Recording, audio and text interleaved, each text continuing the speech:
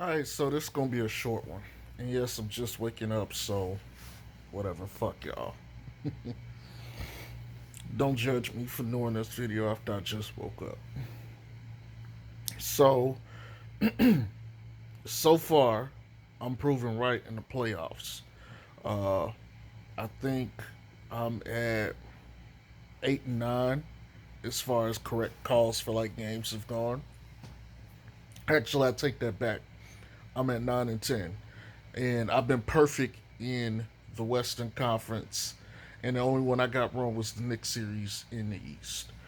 Uh, just for the record, I picked Brooklyn to win their series, and I also picked Philly to win theirs. So hopefully everything goes as planned. Um, as far as the Phoenix and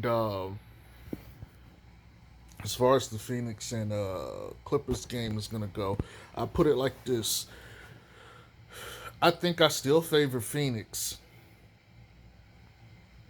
without CP3 to a certain extent. But the Clippers have a better overall team and they got a better overall bench. So that's just as what it stands at right now. With CP3 back, I heavily favor Phoenix. If Kawhi gets back, I would heavily take the Clippers in that series. I think what it's going to come down to is Ty Lue's ability to deal with DeAndre Ayton and his ability to be versatile and Monty Williams' ability to adapt to the adjustments of um, Ty Lue while getting the most out of his depth, his bench. But that ain't really what I wanted to talk about. Matter of fact, let me sit up. Let me sit up. So what I kind of wanted to talk about was, matter of fact, hold on. All right, I thought I could do this without my shirt on, but I ain't feel comfortable doing this shit. Not because I don't think I look good without my shirt on, but it felt awkward, especially for this to be an upload of shit and just waking up. But here's the thing, right? The playoffs is about a couple things: intelligence or IQ and versatility. These are two things I harp about on this channel, and I've harped about it all year, especially when I tell y'all what I like for my teams to have. And essentially, what happened is Ty Lue used the poor roster construction against the Jazz. What do I mean by that? What he did was he basically said, okay, your guys can't stay in front of us. They can't defend us. And so it's going to force Rudy to have to come out and defend somebody. We're going to beat your guy off the dribble because none of your guys play defense. I'm sorry, I had to turn off something. None of your guys can play defense, so we're going to beat your guy off the dribble. Rudy is going to have to come up and deal with us. And it's going to have to be some help defense. Whoever the ball handler is has to, push the ball or give the ball to the appropriate open man, which is usually the corner three. And bam. It's not Rudy Gobert's fault. And a lot of people are going to say Rudy couldn't play defense. Rudy couldn't play defense. You got to go look at the tape and see what actually happened. It's not that Rudy couldn't play defense. It's just none of the guys could defend. And that was one of the problems I always had with the Jazz. You got all these guys out here, and the only ones that can halfway defend in the starting lineup is Royce O'Neal and Rudy Gobert. But Rudy Gobert's not going to guard out on the perimeter. He's just not. And so whoever he's on is always going to get an open shot. But once you know that none of their guys at the point of attack is going to give you anything, guess what? You get a free attack at the basket. Rudy has to collapse on that. Someone is always open. Every fucking time. If you put the right shooter on Rudy Gobert, you just caused the problem. So what did they do? Clippers ran Nick Batum at the 5 and said, okay, when he get up off of you, man, just pull up into that jump shot. Or they put Morris there. Guess what? When he come up off you, we just gonna hit you for the jump shot. So now you're getting punished, and you don't have anybody on your roster that you could switch or put into the game that could affect the outcome of this game. So this is what the playoffs is about, people. When I made that video, I was like, hey, y'all need to look at the Pelicans or any other team you like and be like, okay, the ones that did make the postseason, and be like, hey, what can they do? Like, how would they fit here? How did we get to this point? Jazz had the best record all year. You could argue some of it was probably continuity and familiarity with their scheme. Denver was the same way, too. Those teams with familiarity typically did better. But when push come to shove and you got to adjust and you got to have versatility of roster, which is why I say your bench is important, man.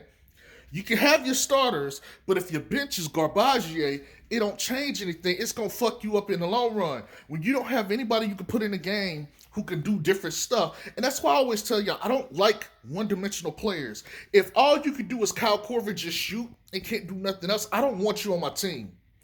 It's not that you're not a good player, but we need more out of you when the game calls for it. When your shot's not falling, what are you out there for? I'm just saying.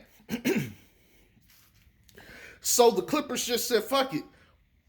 Run it to the paint. Get Rudy Gobert off his man. Kick it to Rudy's man and just kill him all night. And so they put up 81 points in the second half. And teams were wondering, like, what?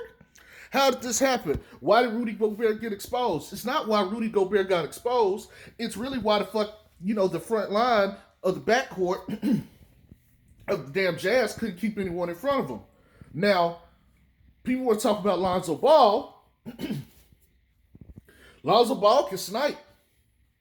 And honestly, let me not say snipe. Snipers should be a term reserved for people that hit 40%. He can shoot. But when that shot ain't falling, he can keep you in front of him. He can play make, which is something else the Jazz don't have. They don't have an additional playmaker. He can go get rebounds. He can do so much other shit. And I said that's the strength of Lonzo Ball, his versatility. Okay? When Donovan Mitchell's shot ain't falling, what the fuck else is he giving you? He ain't playmaking. He not making his teammates better. He's not facilitating. He's not getting rebounds. He's not playing defense. We can go look at any other team in the league, man. The best of the best will always be most multifaceted players. People want to talk about Paul George. I've always been a fan of Paul George, and I've always believed in playoff P. I've never thought about pandemic P or none of this other shit. He's always been that dude to me, even back to the early days of the Pacers.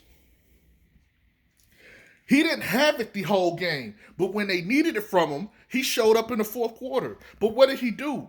Facilitate, get rebounds, play defense. Nobody could guard him in the one-on-one. He already knew he was going to get his matchup. But here's the smart thing, and this is something the Pelicans learned from too. Terrence Mann got 20 points in the third quarter alone. What did Paul George and the rest of the Clippers do? Hey, let's go find this man.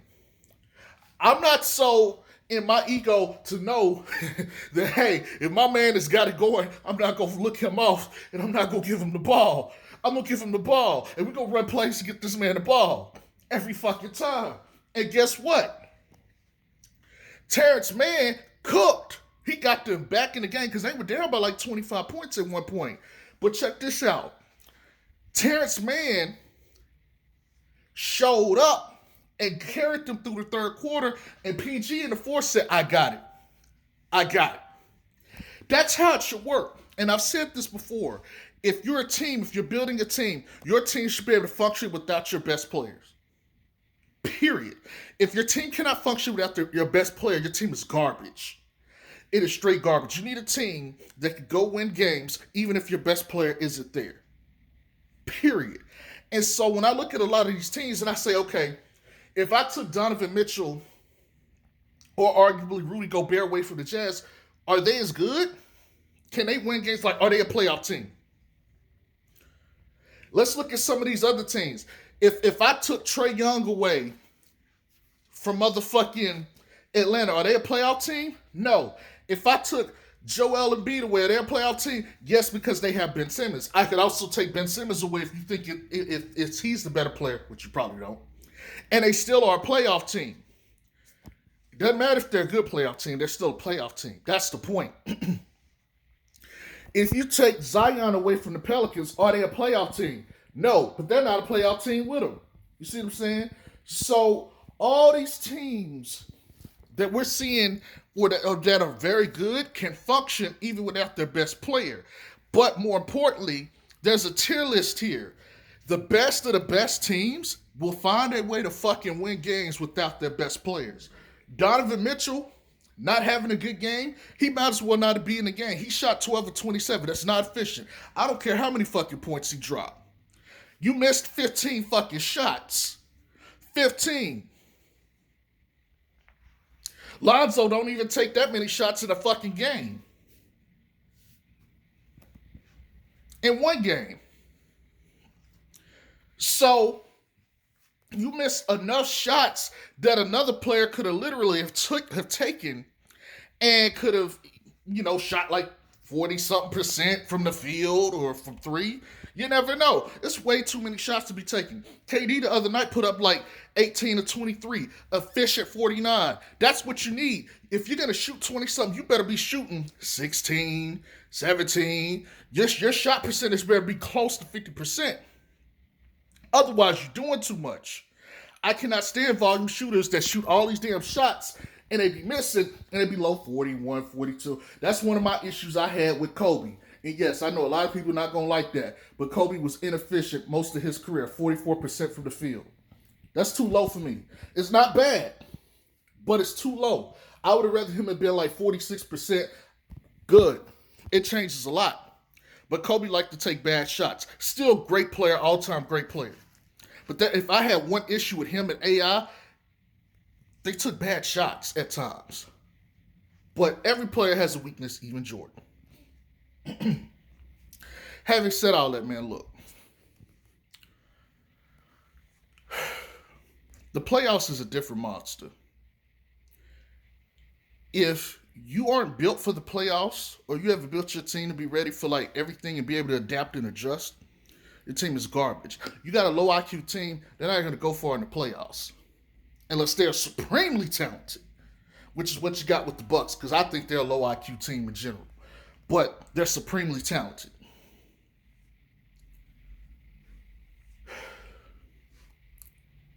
Look, man.